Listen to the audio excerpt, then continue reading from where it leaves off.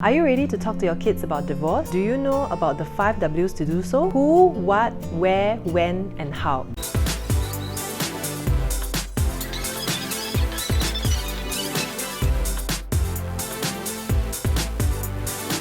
Hi everyone, this is Andrea from Athena Rising TV. Welcome to my channel. I'm an integrated sex, love, and relationship coach, and I work with individuals and couples around topics of love, relationship, and intimacy. Today's video is part 2 of a 2-part video of which I talk about how do you communicate to your kids about the process of your divorce. Part 1 was covered yesterday about using storybooks as a tool, so do pop over to part 1 and the link is below in the description. Part 2 today is about the 5 W's when you're setting up the conversation of divorce with your kid. Remember to listen to the end because it's important not to sidestep this conversation with your kid if you want them to handle this separation well. So if you watch my last video, you know I definitely don't recommend that we surprise the kid or suddenly just change the plans the next day or a parent moves out before you announce that there is a divorce or a separation. Remember, regardless of why the divorce is taking place, you want to be considering and discussing with your spouse about how to communicate divorce to the kid. It is important to know that it's not the actual divorce that actually affects the kids, but how we actually handle the separation process, how we ourselves see the divorce and the belief systems we have around the process. So how do we set up a conversation about divorce with your kids? An easy framework to remember is the 5 W's. So for the first W,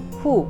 Preferably both parents should be there in the conversation with your kids. So you probably need to have a discussion separately with your spouse before this, probably need to set aside some of your differences, some of the triggers that your spouse creates in you to be able to have this conversation and focus on your kid. Where it's possible, and if you have more than one kid, try and have separate conversations with each kid. So something that's a little bit more personal and more private. This is for the purpose of also giving that child the full attention, and also that different kids react very differently to the same type of news. Number 2, the second W is what, which is really the contents of the conversation. The conversation should include an understanding of that both parents have really tried. While a divorce does mean that both parents are separated, the parent-child bond is not something that can be broken, and it really is a bond that's for life. It can also include any changes in the living arrangement, any changes in how communication will be done between parent and child when one spouse moves out, and where will the children be living. It can even include things around how long will the changes take. If you're not sure of timelines and you're still working out the arrangement, do communicate that as well. It's okay to be transparent with timelines and what you're going through or what you're unsure about. The third W is when. And this usual rule applies for when taking them out for a long day, is really to make sure that they are not hungry, they are not tired, sleepy, or they're not overstimulated at that point of time. So make sure there's buffer time after when the conversation has been set. You really don't want to be rushing off after the conversation or rushing your kid off to somewhere else right after, because you want to be giving them time to digest it by themselves. They may need a little bit of alone time before they come back to you again. So give them ample time to process it themselves after the conversation. Remember also to give them notice and that you'll be speaking to them about something important. The fourth W is where. Somewhere familiar and where they definitely feel safe. So often in this situation, it would be the home. I would recommend the living room so that if there's something that they need to digest or be by themselves for a while, they can then retreat to their own bedroom. The fifth W is how. Give them simple facts and allow for questions. This is not the time to make your kid take sides. They often don't know the exact reasons, and you can just say that it's something that both parents have tried but haven't been able to work. There's no need to emphasize that it's not their fault. I know some earlier tools have actually recommended this, but I would only recommend this if that's something that they have asked, because we don't want to be giving suggestions beyond more than what they've asked. Answer their questions specifically and simply. They don't need more information than they've asked. So if we're really not sure about the answer, or we feel very triggered by the question,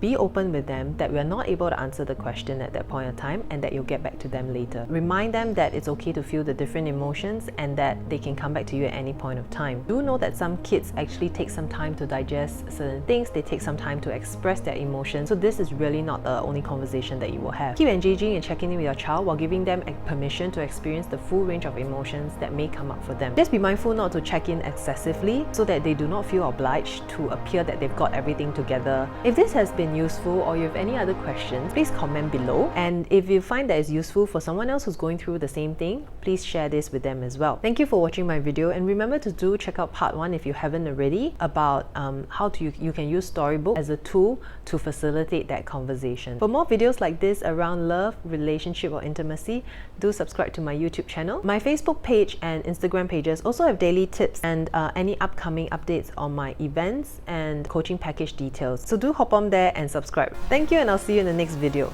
Bye bye!